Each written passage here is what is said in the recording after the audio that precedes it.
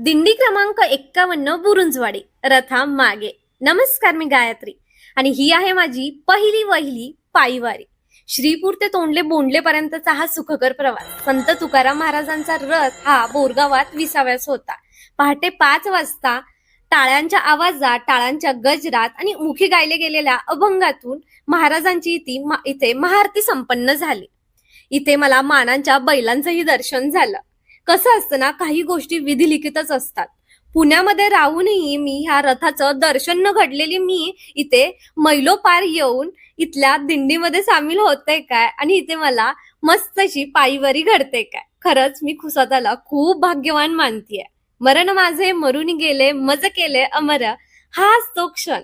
आम्ही रथामागे चालू लागलो, दिंडी चालू लागली. त्यानंतर गड किल्ले प्रेमी प्रतिष्ठान यांच्या मार्फत इथे अन्नदान सोहळा होता आणि दिंडी सुखकर संपन्न झाली.